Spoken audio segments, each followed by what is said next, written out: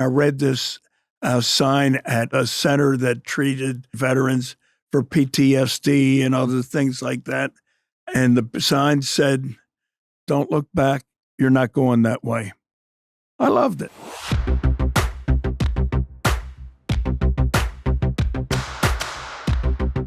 Well, welcome back to Fill in the Blanks. Today, we delve into the extraordinary life of Bob Parsons. Now, Bob is a man who defied the odds, dodged grenades, and transformed chaos into explosive success. Bob faced adversity from the outset. His parents were gamblers and struggled to make ends meet, but Bob's resilience and determination would shape his path in ways he could never have imagined. He is a Marine Corps, Vietnam combat veteran. Bob didn't just dodge literal grenades, he also navigated the chaos of war. You might recognize Bob as the founder of GoDaddy, the company that disrupted the domain registration industry and made Super Bowl ads unforgettable. But that's just one chapter. Bob's ventures span motorcycles, golf, PXG golf, as a matter of fact, real estate, finance, and really importantly, philanthropy.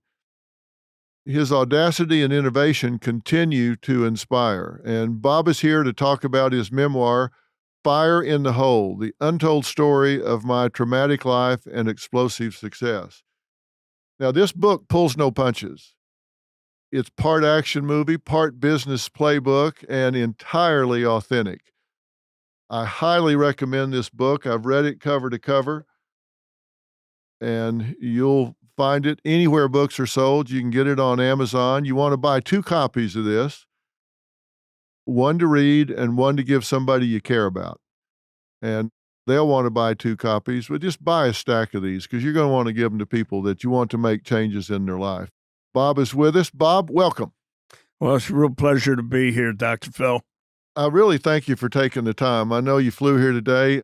We just did a Dr. Phil episode, and the audience was absolutely spellbound. They were intrigued. You are a charming individual. You had them on the edge of their seats. Well, that's why my wife married me. I'm sure it is. I'm sure it is. Either that or she just had a weak day. It's one of the two, right? I think it's a combination of both. Yeah, I think we both married way over our heads, and let's just go with that. That's for sure.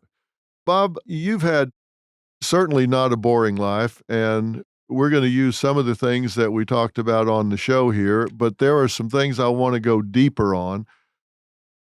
And for those of you that are listening, if you haven't yet seen the show that I did with Bob and Renee, just go to Merit Plus app, which you can get on the App Store or Google Play, and download it and click on the Bob Parsons Show and watch that. It is really interesting. Now, Bob, you had a struggle with PTSD for a lot of your life, but you found some solutions to it. And one of the tools, and it is a tool, it's not a cure-all, easy fix. One of the tools is using psychedelics as part of a protocol in dealing with your PTSD. Let's talk some more about that. How did you find your way to that, and what did it involve for you? Well, for me, it had been 49 years since the war, and I knew I had some problems. Now, this was in July of 2018, right? So it's been 2017. 2017? Yeah. I didn't want to go anywhere. I wanted to mostly be alone. Married to just a wonderful, wonderful woman. And I mean, to not be that way is not good. It's a good way to get cut from the team, Dr. Phil. Yep. Yeah. And, you know, I was depressed a lot, and, you know, sometimes just cried out of the blue, mostly when I was alone. Nobody would hear it. And so anyhow, I did a number of things, but the thing that really made the difference for me was I happened to read this book by Michael Pollan called How to Change Your Mind. And it's a wonderful book. It reads like a novel. It is a treatise on psychedelics. what they've been used for over the years. And a better way to say psychedelics is plant medicine, Right. right? And, and how they were first used in the country, how they became illegal, why they should be legal again, and how they can help. And, when I read that, I was just inspired. Now, I had never taken psychedelics in my life. And my first thing that I did was I told my wife, Renee, I would love to do this. And she had me hooked up with two guides that treated veterans and others with psychedelic, they called them tools, for a number of years. And they did it under the radar. So anyhow, I met with them a couple weeks later, and then not too long after that, we met in Hawaii, and over a period of 4 days, I was treated with 3 different types of psychedelics. The first was ayahuasca, which is a real nasty tasting thing that is made from a vine in South America. And that is a very potent psychedelic. And, when I did that, I did a, strong dose. But, it was obvious, as we got into it that, I could have used a stronger dose. But, we talked about things that were bothering me from my childhood to the war and that sort of thing. And, whenever you have to look, those sort of things head on, it is hard, and it is something that you really don't want to do again. But nevertheless, that's what we did. Some tears, and I could feel a difference after that first day. The second day, my guide told me. He said, one of my guides, he said, I made a teapot of tea made from psilocybin or magic mushrooms. And he said, it holds 3 cups. I made it very strong, so you'll only need 1 cup. Now, what I'm about to tell you, I swear is true. I drank all 3 cups, and I ate the tea bags. Now, you went all in. Well, I was righteously stoned. Yeah. And, that night I even flashed back. I had all sorts of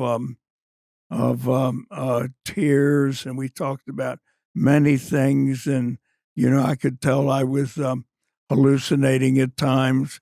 But after that, I was like, I was so much better.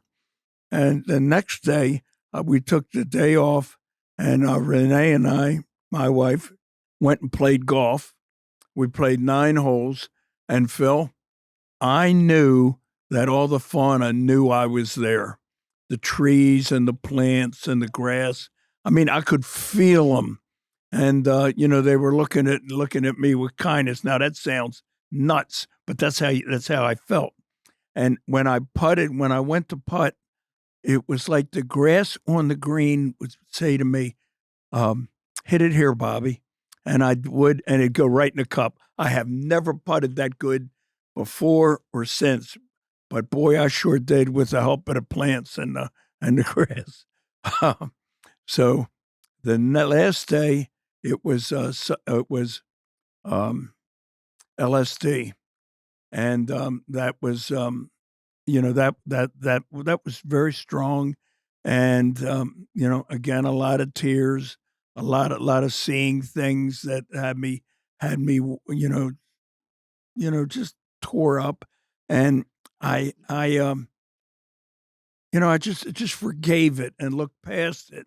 It's not like it. Before that, I couldn't even think about it, but then I could. Did it still bother me? Yeah, a little bit, but I was past it, and I was moving forward, and so after that, everybody noticed the change in me. My flash temper gone, my self isolation gone. I wanted to be with other people go places with Renee. Um, and it's just I was more kind, more willing to listen, more willing, and to compliment, so forth. The people that my wife was the first to notice. Then when I went to work, people were saying, "What happened to Bob? This guy here is the nicest guy I've ever worked for." I mean, it just was so nice. And like I've told you, it had been 49 years since the war. I finally came home. Well, that's an amazing experience. Let's talk about when you were going through those 4 days. We know about the third day, but so people understand if they're considering doing this, you went through and processed some things that you had been living with. Was there a time in there that you were afraid, that you regretted it? Was there a time that it was coming too fast or you were overwhelmed? Was there Well, any it downside was to it? nothing like that. Every fear I had, um, just did not materialize. I mean, I felt, and yet I felt in control. I felt like, you have these illusions about psychedelics and all from, the press exaggerating stuff where you're going to think you can fly and jump off a building. I mean, nothing like that happened. I just felt pretty good. Now, was it hard? Yeah, it was hard. And, and going through, all the stuff that bothers you and you think, man, I sure don't want to do that again. But it really made a difference in my life, a wonderful difference. And I believe that however long I have on this planet, psychedelics have helped me, and I'll enjoy it a lot more now. The important thing to point out with psychedelics is if you just go out and drop acid or take mushrooms or ayahuasca, you may go for a ride, but it's not going to cure you of anything. It is the therapy that does the healing. The psychedelics make it possible, and by that I mean the psychedelics make you receptive, make you, and want to make changes and do, and just of the mind to do it. But it's by going through that with the therapy and confronting those internal demons that's what makes the difference. And you call them guides that were helping you. Are these people trained in cognitive behavior therapy or dialectical behavior therapy, or are they trained in helping you process this when you're going through it? Is that a serious question? Mm-hmm. No. What they are is they are experienced with working with people that are trying to make a difference in their life. Now, these two particular guides travel all over the world, and I was just lucky that Renee was able to hook me up with them. But I mean, they were in Dubai, they were in Slovakia, they were in Croatia, Italy, France. I mean, all these places, and it's just part of what they do. And it's because they have a really good, they have a really good reputation of treating people for all the various mental maladies that psychedelics can make a difference with. Yeah. Did you have any occasion it's been, I guess, 7 years, have you had any occasion where you felt like you needed a boost, needed to do this in small doses since then, short sessions since then, any maintenance with the plant-based substances since then? Okay, no, but yes. And what I mean by no is I didn't feel like I needed to do it, anymore. But I'm in touch with some of the guys that I served with in Vietnam, and Brownie's one of them. Our squad leader Barry George is another, and I got our guides together, and I went through it with them too because I figured the likelihood of them doing it, if I did it again, would be much greater. And so I did. And do I believe the second time helped me? Yeah, I think I was better for it, and I know for sure it helped them because I could ask them one thing, but you really want to know the truth, ask their wife, Mm-hmm. and wives will tell you how the cow ate the cabbage. Yeah, boy. Right. Yeah. And so when you went back through it to companion them, did you pick up some things that you didn't pick up the first time? Did you get some insights that were reinforced or find something that was a stone unturned from the previous initial time? That it'd be hard for me to answer because some of it, I just don't even remember what I talked about. But I do know that I felt better for it, and I think I was, and it is well, it is something. Now, if I didn't have the relationship that I do with those two men, my machine gunner and my squad leader, I mean, I trust these guys with my life. I would not have went through it again. And the reason for that is I just didn't want to get hooked up in something like that if it went south. Yeah. You've been through this and you went through it with them. Did they have a similar experience to what you had? Did they go down a similar pathway, or was it more vertical for them? Did they go down? Well, here's the deal. I think they both would tell you that they were better for it. I think both would tell you that it's one of the hardest things they've done in their life. I've seen a lot of tears from those guys, and I mean, these are two guys that I've never really seen cry. I've seen Brownie cry on stage tonight, but that's a different thing. Yeah, Brownie. Brownie's sitting in the audience here. Right. So how would you tell people to decide if this is right for them? How does someone determine, hey, that's something I should pursue? Is there something that's antecedent to that they should do in preparation or to qualify themselves, or what would you recommend? Well, say, first of all, the thing to realize, unless you're like in Denver or Monotma County up in Oregon, right outside of Portland, this stuff is patently illegal. So you have to be aware of that. The second thing is that if you find two guys and you're fortunate enough to do that, you're going to have to really trust them and to feel comfortable with them. And there you go. And to answer another question, will I refer people to guides if somebody contacts me? The answer is no. So if they're going to do this, they need to find it on their own. They're on their own, baby. Yeah.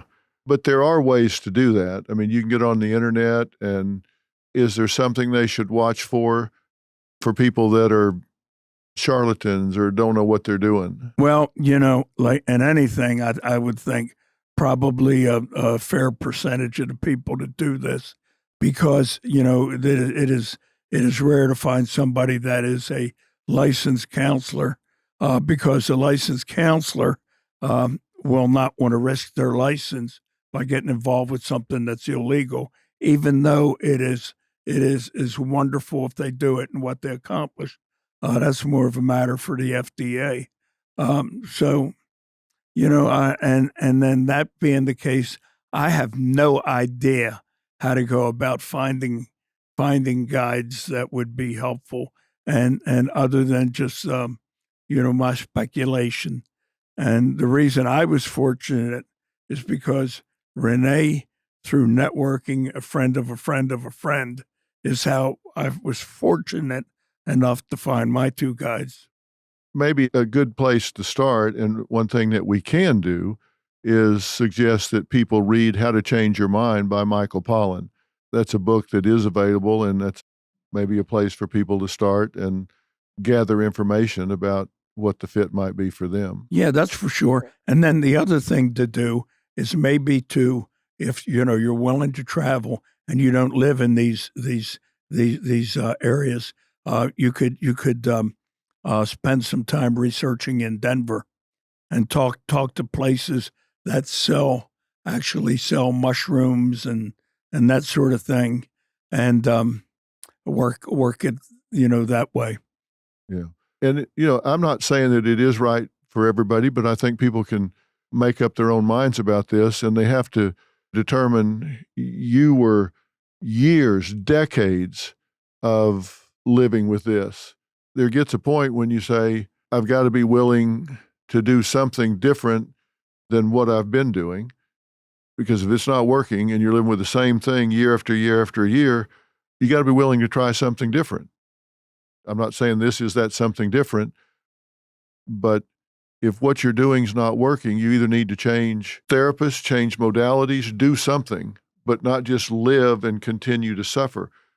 Sometimes people's suffering gets so deeply entrenched, they just think that's the way to live. Yeah. Well, that's for sure, and that is something that you would need to overcome. Now, there is one thing that I believe should be mentioned.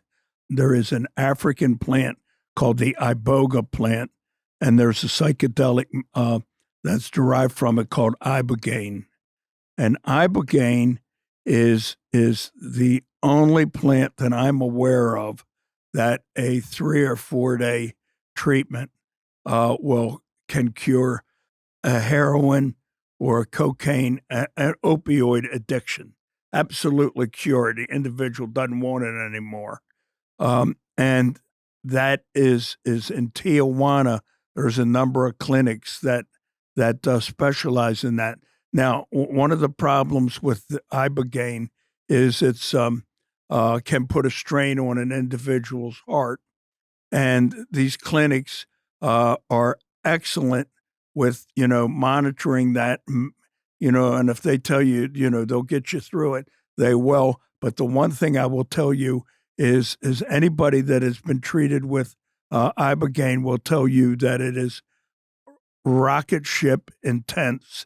They will face everything that they need to face, and it will be harsh. They will vomit a lot. They will. I mean, it is just an unbelievable thing.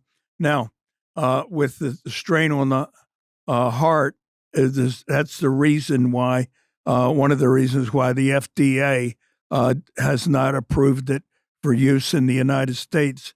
Now, Dr. Phil, let me ask you a question. How many people would you say this country uses or loses to uh, uh, opioids taken the wrong way or containing fentanyl or some other stuff like that a year? I think it's in the hundreds of thousands. Yeah, hundreds of thousands. Now, how many people would you think have we lose a year due to not being able to handle ibogaine? I would think it's a very low number. About 2 or 3. Yeah. And I have some friends, and I had three of them, and they all had their sons that were addicted to heroin, and I pointed them to these clinics in Mexico, and they opted that they said, no, I can't send my son down there, and put him through that. 2 of those 3 are now dead from overdoses. So, and I mean, they would not have died if they went down to Tijuana and found the right clinic. Well, I think enabling is a word that gets overused so much that people don't really think about what it means. But so often, parents that I believe and label as enabling their kids on drugs, whether it's giving them a place to stay or giving them money or looking the other way or whatever, because they say, I don't want to find out that my kid's dead under a bridge somewhere. I think they're basically doing that not because they want to keep their child alive, but because they don't want to face the anxiety of worrying about whether their child's going to be alive or not. I think they just don't want to face the hard choices of putting their grown kid, their teenager or 20-something, on a hard path. They put them out. Maybe they're going to wind up in a bad situation, but we know for sure if they don't put them on that hard path, they're going to continue to shoot and poison in their veins, and they're going to die for sure. That stuff will kill you. If they don't get them on a hard path and make the tough choices to get off the drugs, like you say, maybe 2 or 3 people a year die, that's going to be tough for their kid. Maybe their kid's going to be mad at them, but I'd rather have my kid mad at me than dead. Oh, absolutely. I don't understand how parents justify that to themselves. They're doing that to make themselves feel better, not to make their child healthier. I just don't get that. Yeah. But, they don't want to face that. But let me ask you something. The Marines, it seems to me, changed your life in a huge, huge way. To this day, they've written on the slate of who Bob Parsons is. Fair statement? Yeah, it's absolutely a fair statement. It also left you with a very debilitating disease in PTSD. If you knew then what you know now, would you do it again? Yes, I would. And the reason is much of that cross that I had to carry because of it. And as much as grief as it caused everybody around me, that is what broke me out of that cycle of poverty that I was in Baltimore. And it was that family that I fell into in the Marine Corps, and it was the first time I really belonged to something that mattered, that really taught me what I needed to know. Now they did often their lessons came with a boot in the ass, but that's that's the Marine Corps, it's when I was wounded in Vietnam. I'll tell you how strong this is. I was wounded. After I was wounded, I didn't have to go back because when I got to Okinawa and I still wasn't healed up right, I went in this casualty company, and when I finally did get healed up enough, the doctor there was a really good guy. He said to me, "Son, if you've done your part, if you want, I will keep you here on Okinawa for the duration of your enlistment." And so I'd rotate home and I wouldn't have to go back. Well, I said, "Doc, I want to go back." And then he finally put the orders through for me to do it. And then I met a friend of mine who, it was this unbelievable coincidence. I saved this guy's life the first night I was in the bush, and this guy, I ran into him on Okinawa. He had been wounded, and it was the third time for him in the Marine Corps. If you're wounded 3 times, you can get out of combat. And he took and said, "I can get you this job for this guy that just rotated, and you won't have to go back to a rifle company." And I told him, I said, "Brother, I don't mind going back." And anyhow, so we got it done, and that's why I didn't go back the first time. The other 2 times, I put in a request for transfer to go back, and both times the company gunnery sergeant tore it up in front of me and just said, "You'll get yourself killed." He was probably right. But so the point I'm trying to make is that family pull, that camaraderie is so strong that I'd have done anything to be with those guys. I loved them. Still do to this day. Yeah. Yeah, like Brownie's sitting over here. I'd love you, Brownie. Yeah, he's waving to me. Yeah, so anyhow, yeah. When the dot-com crash happened, I mean, we were just a small .com, but I was paying my bills, and unlike every other .com who was operating on venture capital money and bank investors and stock market money, I wasn't. And of course, the moment that .com crash started, they vanished. We would have 1 to 2 competitor, I mean, not competitors, sometimes competitors, but 1 to 2 companies we did business with every week just disappear. I mean, we'd send them checks to pay their bills. The checks would come back to us undelivered. And so what happened was, before that, I was unable to buy advertising at any price. And of course, it wasn't a good deal, so I didn't buy it.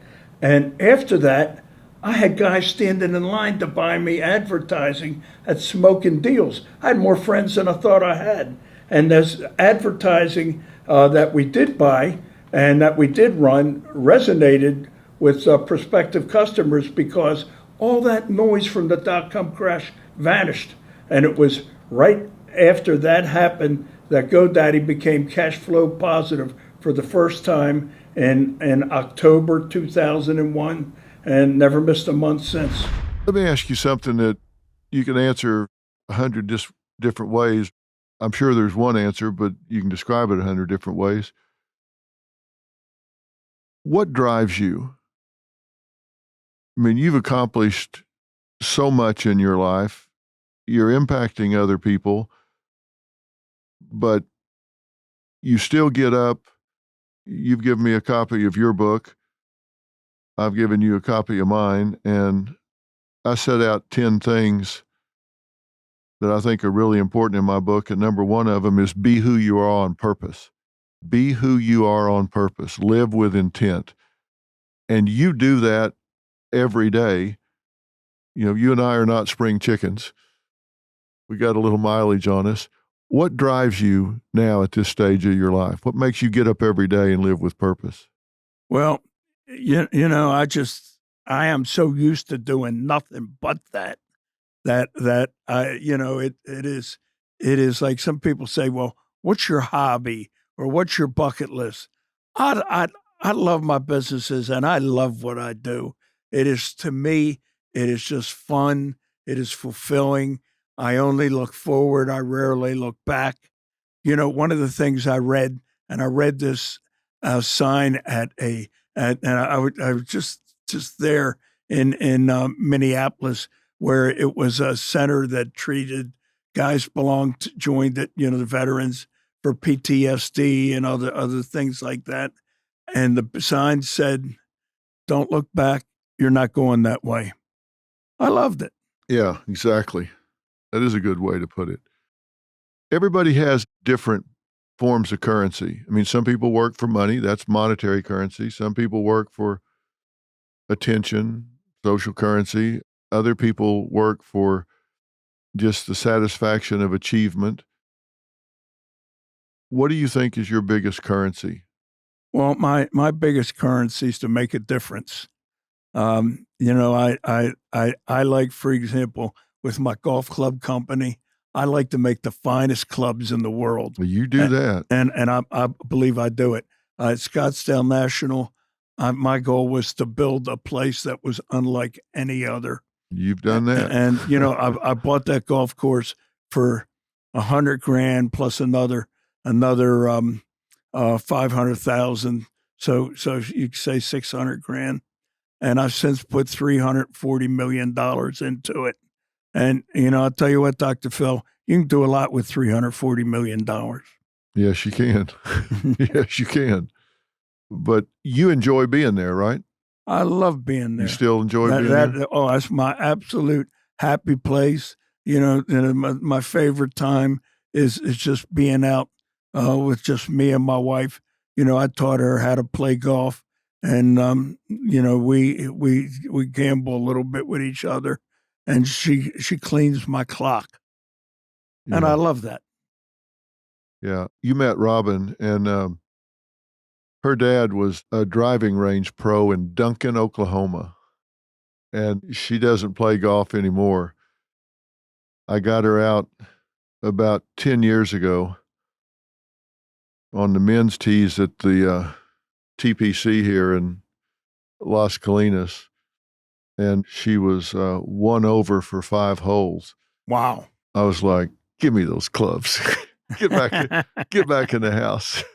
But she grew up picking up range balls. They didn't have a tractor, so she was out there with a bucket picking up range balls. Wow. for her dad. You know, like you, her dad was an alcoholic and a gambler, and he gambled at golf. My dad was an alcoholic and a really chaotic alcoholic. So we grew up, you know, poor and chaotic, a lot like you described as well. Now, you know how it is. Yeah, I do know how it is. You know, you got to find passion and currency. I feel it with you and everything that you talk about and everything that you do. And that's why I think you inspire other people so much.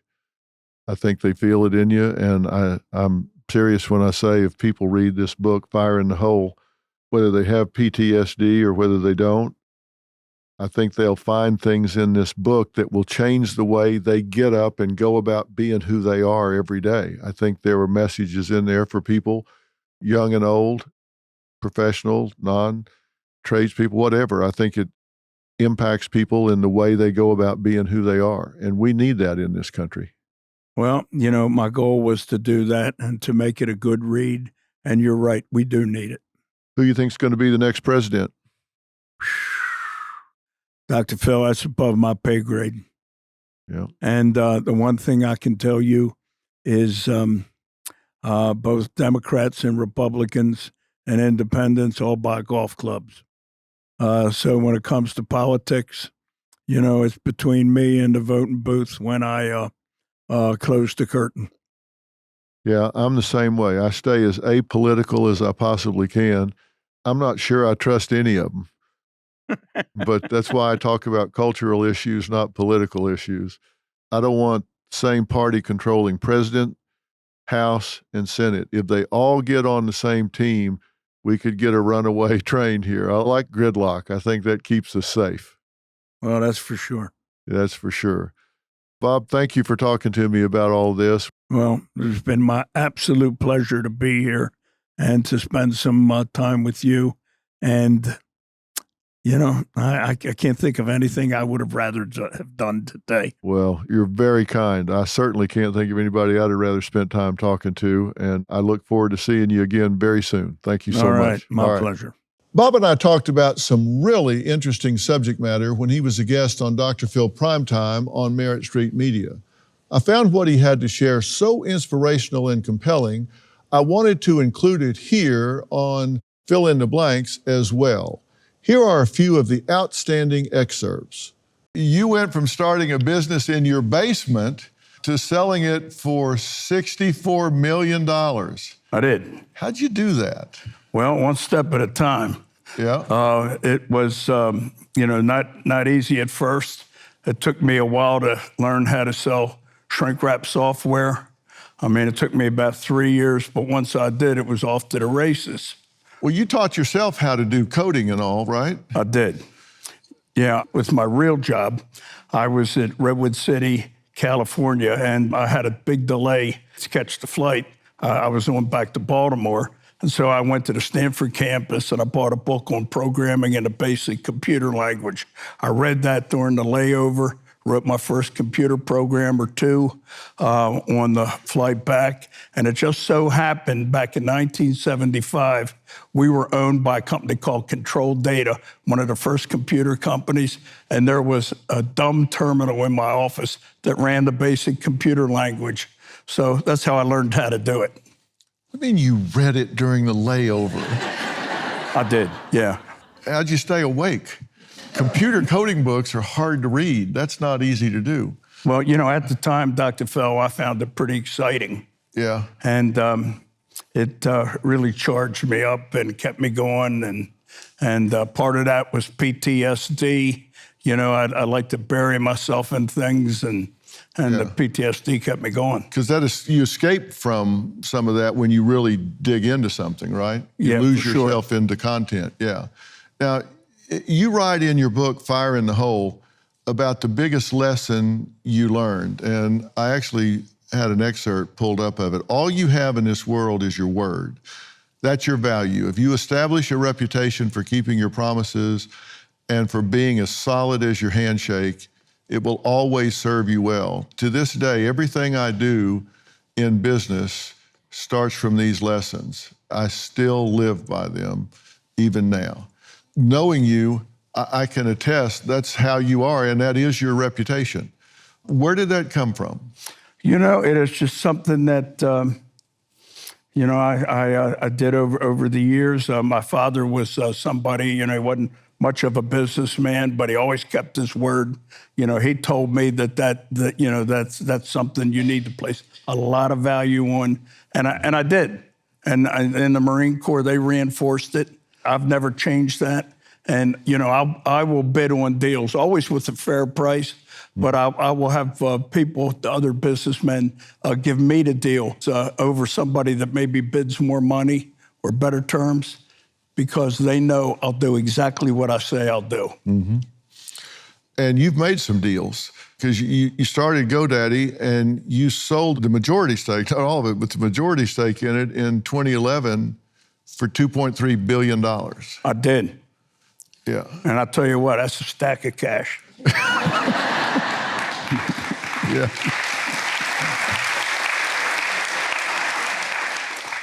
I'll take your word for that. That was the biggest deal you'd made at that point, right? Absolutely. What was your thinking when you walked away from making that deal? You always wonder if you did the right deal, right? But, I think I just smiled and I was thinking, well done, Bobby.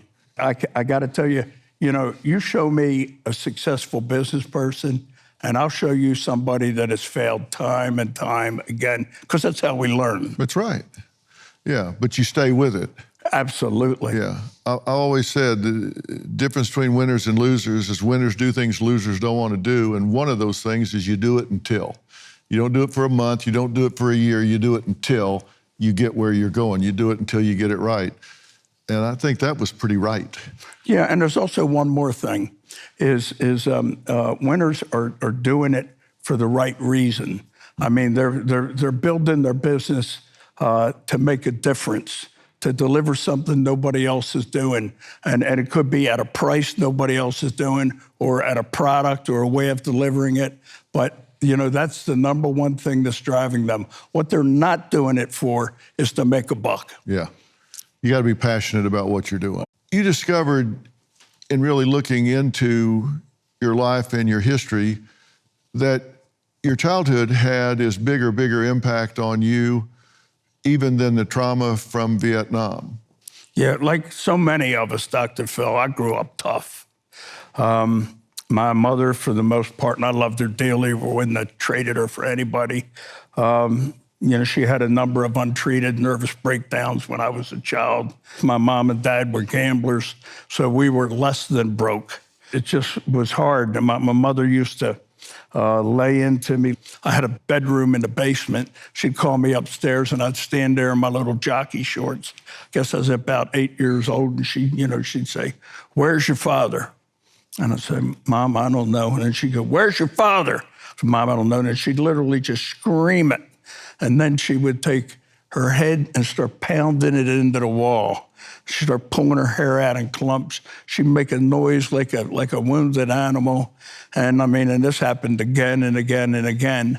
And I would just fade back into my bedroom. Yeah, and when this was happening, did you know this wasn't normal? Yeah, I knew it was wrong. I used to lay in bed and wonder why that happened to Mom. Well, all those terrible things were happening. And I was never afraid, but I was ashamed.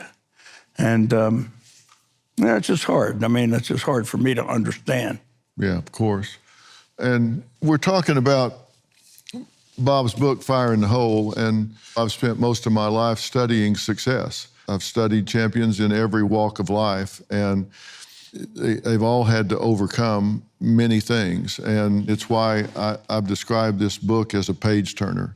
I just absolutely couldn't put it down. There's wisdom in these pages. And in this book, he writes in one passage, "In many ways, I grew up to be like my dad, and in many ways, thankfully, I didn't. Despite everything, I always had a lot of respect for my father. He had his faults, but he was my dad and I loved him. As lacking as both of my parents were, I still loved them." Was there a point that you had to forgive them for the things that they visited on your life? Of course I did. And, I always loved them, but as I grew up, I was a little resentful. I always kept that under my vest. And then as I got older and I understood why they were the way they were, then, I couldn't hold them accountable for that. They were victims. Right. So there's a generational legacy. And you say your dad drank too much, he gambled, had affairs, was rarely home. Maybe that was modeled for him. But the problem is the kids pick up the tab for that. They pay the price for that, and it took its toll on you. Did. Yeah, it was just about as difficult as could be. I guess, made me an introvert. Always kept my problems to myself. Mm-hmm. And I always had followed in business where I've learned to keep my own counsel. If I have a decision to make, I keep it to myself. Right. And you got to the 5th grade, and the way you describe it in the book, you said there was the 5th grade ceremony where they called everybody up, and they just didn't call you up. Yeah, it was me and 2 other knuckleheads. Yeah. Yeah. And that's how you found out you're not passing the 5th grade. And you said you went out a window and took off running because you didn't want to tell your parents that you'd failed the 5th grade. Yeah, that's correct. I ran my heart out. My father was holding my brother's report card, and he says to me, "Where's your report card?" And that's when I told a fib. I said, "This is the best I could come up with, Dr. Phil." I said, this year, if you passed, you didn't get a report card. And he goes, "Let me get this straight." He goes, "If you passed, you didn't get a report card." And as serious as I could be, I said, "That's right, Dad." And he's holding my brother's report card. and so he looks at me like he heard a dog that heard a strange sound. And then finally he said, "All right, get in the car." And off we went.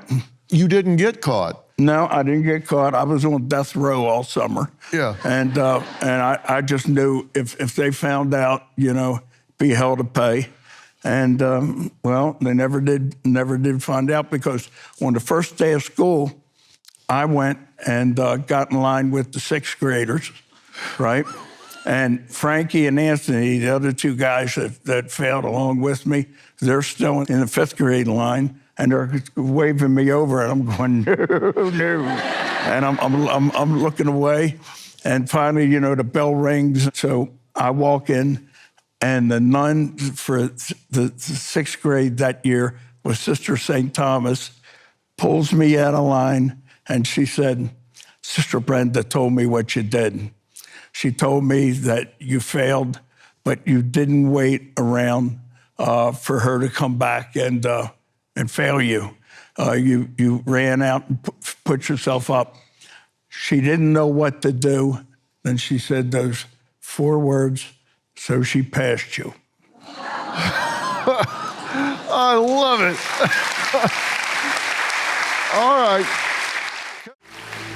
Well, Bob Parsons came home from war determined to make something of himself in the business world. He got his degree and built multiple successful businesses, but behind closed doors, he was struggling with horrible PTSD for 20 years. Now, Bob's wife, Renee Parsons, has been by his side since their marriage in 2009.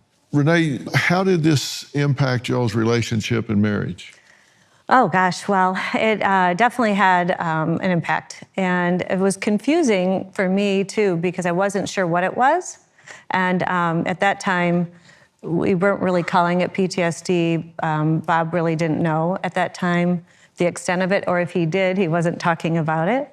And so I really didn't know why the behavior was what it was sometimes. He was loving and fun and spontaneous and romantic. And then there would be times where, he was down or, depressed and or had a short fuse. And it was confusing at the time because I wasn't sure why that was happening. And then throughout our relationship, I saw him seeking answers for himself and always trying to improve his own life and contentment and happiness. And so that was really what I loved about him, and that I could see him trying to make it different.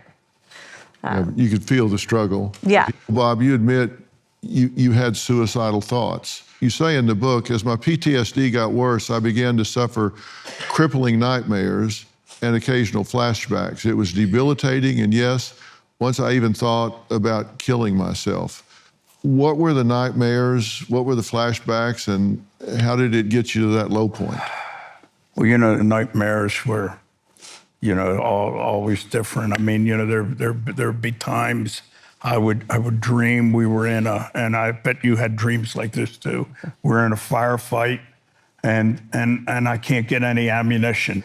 There's other times when I would dream that there was a bunch of NVA, North Vietnamese Army, outside the house, and I would shoot them. And then when I got closer, it was just American kids. I mean, it would just freak me out. The suicidal thoughts. I mean, it was more ideation than me actually making a plan. So I'd be very depressed. I would be crying when there was no reason to cry. It just felt so black, like I was in just blackness. And then I would break out of it. But then the next day I'd have to deal with it again. So it's a real thing, and it's an unpleasant thing. Were there times through this that you were able to feel joy, or was it always present? Yes, there were. And particularly it was something to do with the family, or believe it or not, my computer programming would give me joy, and that's why I work so hard on it. Matter of fact, PTSD powered me to work, to get my first business going. And I'd never done that without the PTSD. But what I did is I buried myself in my work to get through it. Yeah. That can work for a time. You can run, but you'll just die tired because you can't outrun it. It's always going to be there. Always. Well, Bob Parsons says what he's proudest of is not his business, but his contributions to the charity world. Nate Rotan is the CEO of 1 in 10, a foundation that received over $2 million in grants from the Bob and Renee Parsons Foundation. Bob, where did your compassion for the LGBTQ community come from? All too often, when a family learns that their son or daughter is gay, they throw them out and turn their back on them. And then here you have this kid who is on the streets alone, and it is just horrific.